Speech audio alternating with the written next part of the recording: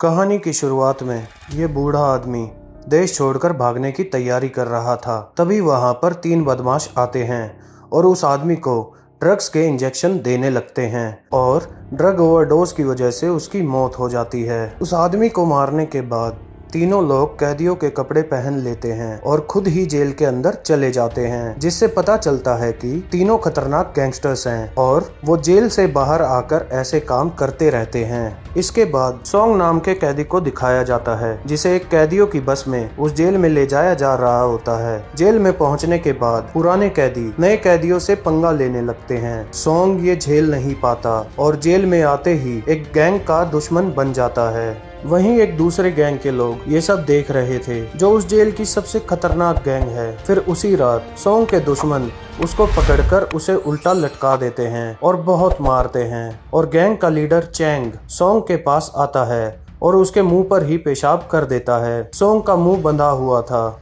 और जब चैंग ने उसका मुंह खोला तब सोंग चैंग पर अटैक कर देता है और उसका कान खा जाता है। इस इंसिडेंट के बाद वार्डन सोंग को अपने पास बुलाता है। वहां सोंग वार्डन से कहता है कि यहाँ मैं ज्यादा दिन जिंदा नहीं रह पाऊंगा, इसलिए मुझे दूसरे सेल में डाल दो। लेकिन वार्डन ने उसकी बात नहीं मानी। फिर वहाँ का चीफ सोंग को उसी सेल में डालने के लिए ले जाता है। तभी वहाँ दूसरे गैंग के लोग आ जाते हैं। ये लोग बहुत ही ज्यादा खतरनाक हैं।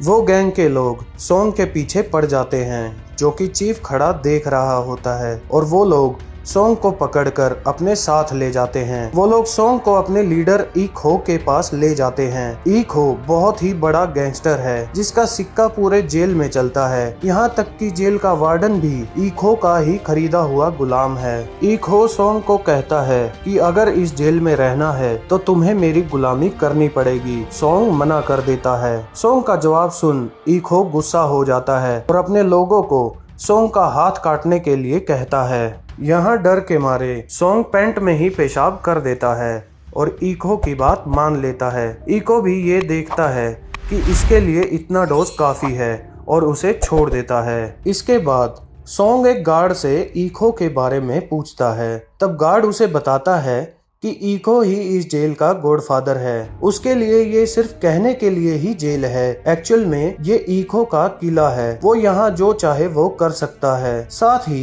गार्ड उसे वार्निंग देता है कि कभी भूल के भी सेल नंबर 8 के पास मत जाना, वहाँ ईखो के आदमी रहते हैं। इसके बाद सोंग धूप सेकने के लिए सेल से बाहर जाता है। वहाँ उसे उसका पुराना खबरी गैरी मिलता है।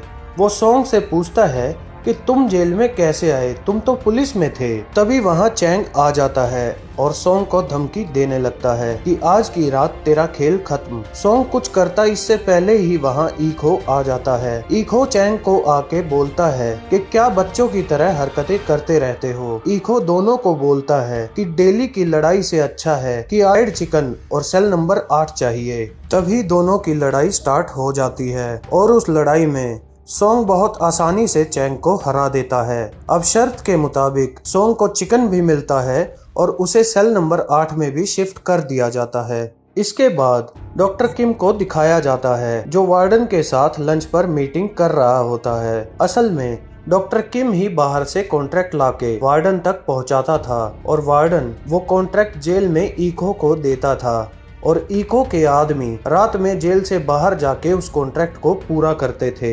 आज डॉक्टर किम एक ड्रग्स की चोरी का कॉन्ट्रैक्ट लाया है। फिर रात में ईखो के आदमी जेल से बाहर जाते हैं और ड्रग्स चोरी करके जेल वापस जा ही रहे होते हैं कि तभी उनका एक साथी रास्ते में उन्हें धोखा देके सारा ड्रग्स लेके भाग जाता है।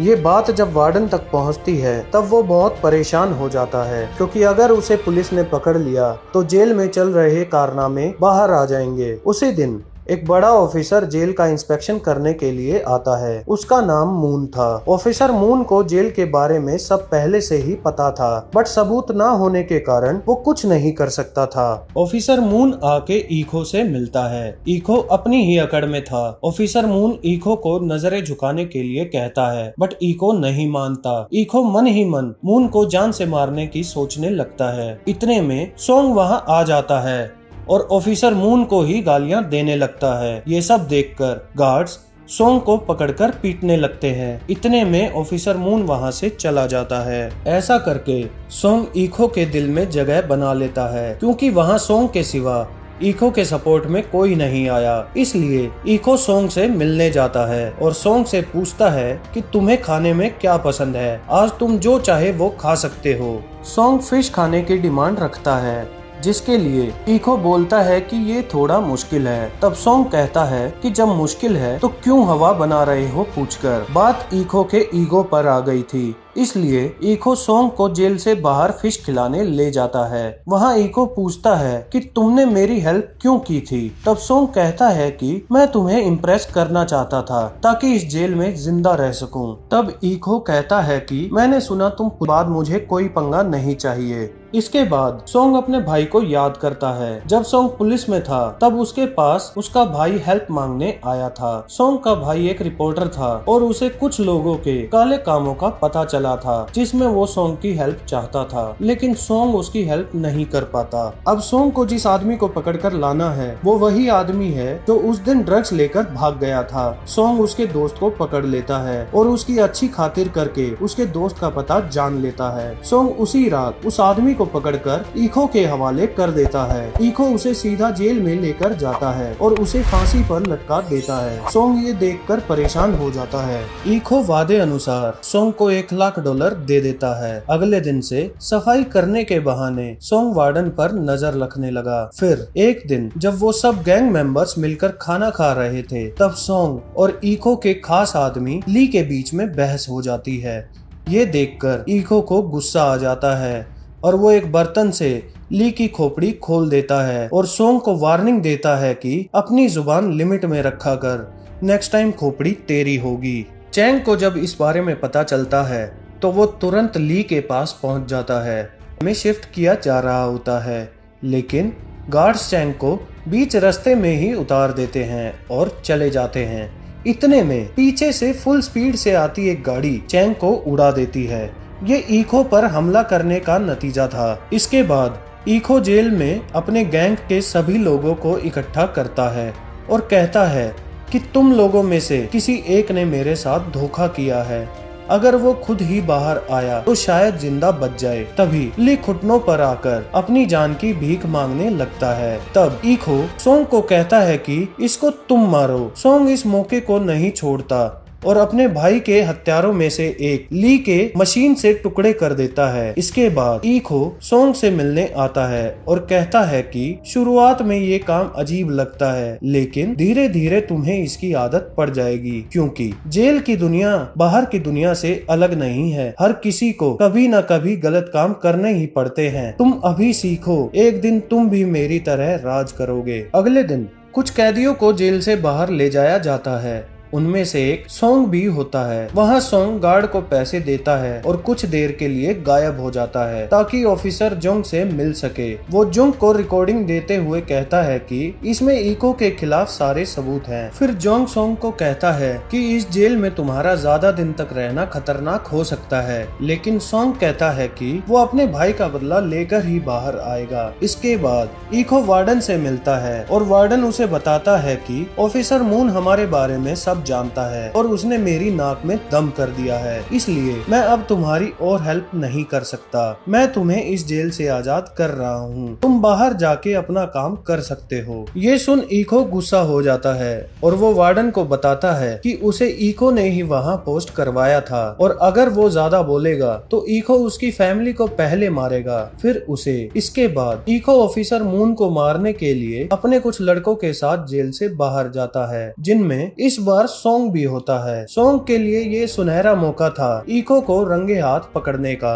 सोंग ने पहले ही जुंग को डॉक्टर किम पर नजर रखने के लिए बोल दिया था और अब भी वो जुंग को इन्फॉर्म कर देता है कि ईखो जेल से अपने गैंग के साथ बाहर आया हुआ है। इतने में ईखो पीछे से आ जाता है और सोंग को पकड़ लेता है। जब ईखो फोन पर आवाज सुनता है तो वो एक औरत की आवाज थी। उससे ईखो को लगता है पूरी बटालियन लेके सोंग के बताए लोकेशन पर जा रहा होता है, जो कि एक कारखाने की होती है। वहाँ पहुँचकर पुलिस वालों को वर्कर्स के अलावा कोई नहीं मिलता। ईखो ने लोकेशन पहले ही चेंज कर दी होती होती है। सोंग इको से पूछ ही लेता है कि आखिर लोकेशन क्यों चेंज कर दी, तो इको उसे बोलता है कि ये तेरी समझ से बाहर है। इतने में इको के आदमी ऑफिसर मून को पकड़कर वहाँ ले आते हैं। फिर इको ऑफिसर मून को क्रशर मशीन में डालकर मार देता है। जाते समय इको को पता चलता है कि उनकी पहले वाली लोकेशन पर पुलिस ने रेड मारी है। जेल पहुंचकर इको सोंग को जुंग की फोटो दिखाता है और पूछता है कि क्या तुम इसे जानते हो, इसी ने उस कारखाने पर रेड मारी थी, जिसका जवाब सोंग ना में देता है। तब इको कहता है कि कोई है यहाँ जो पुलिस का खबरी बना हुआ है। तब हम देखते हैं कि इको ने जुंग को पकड़ लिया है और वो फोन पर ही अपने आदमी को जुंग को मारने का ऑर्डर दे देता है। जुंग की तड़प सुनकर सोंग की हिम्मत जवाब दे देती है और वो इको को बता देता है कि उसी ने पुलिस को इन्फॉर्मेशन दी थी, इसमें जुंग की कोई गलती नहीं है। इतने में वार्डन को पता चलता है कि इको ने ऑफिसर मून को मार दिया है, तो वो इको के खिलाफ हो जाता है और उसे मारने जाता है। लेकिन इको के पास जाते ही उसकी बोलती बंद हो जाती है। फिर भी वो जैसे तैसे इको पर गन पॉइंट करता है। तभी इको वार्डन को ही गोली मार देता है और चीफ को नया वार्डन बना देता है। इसके बाद वो लोग सोंग को फांसी पर लटकाने लग जाते हैं, लेकिन उन लोगों में से एक सोंग को मरते हुए नहीं देख पाता और लाइट ऑफ कर देता है। मौका मिलते ही सोंग वहां से भाग जाता है और अपने खबरी गैरी के पास पहुंच जाता है और उससे हेल्प मांगता है। फिर वो दोनों मिलकर जेल में आग लगाना शुरू कर देते हैं और एक बिल्डिंग को तो सोंग गैस सिलेंडर से उड़ा देता है। जेल में ब्लास्ट होने की वजह से पुलिस को वहां फुल फोर्स के साथ आने का मौका मिल जाता है। इसके बाद सभी लोग आग पर काबू पाने की कोशिश में लग जाते हैं। इतने में सोंग वहां गन लेकर आ जाता है और जमीन पर फायर करके इको को फाइट के लिए चैलेंज करता है। इको भी चैलेंज एक्सेप्ट कर लेता है। उन दोनों की तगड़े वाली लड़ाई शुरू हो जाती है। फाइट के बीच में ही पुलिस वहां आ जाती है और इको को सरेंडर करने के लिए कहती है, बट इको अपने घमंड में चूर था। इतना होता है, लेकिन कमिश्नर बीच में पड़कर सोंग को ऐसा करने से मना करता है।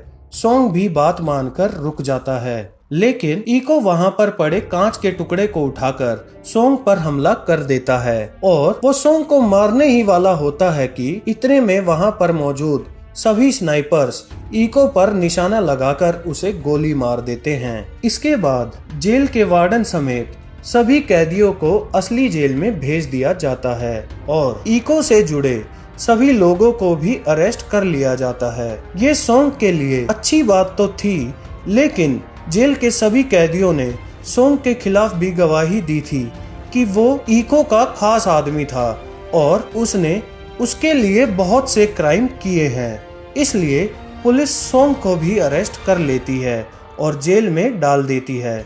इसी के साथ कहानी खत्म हो जाती है।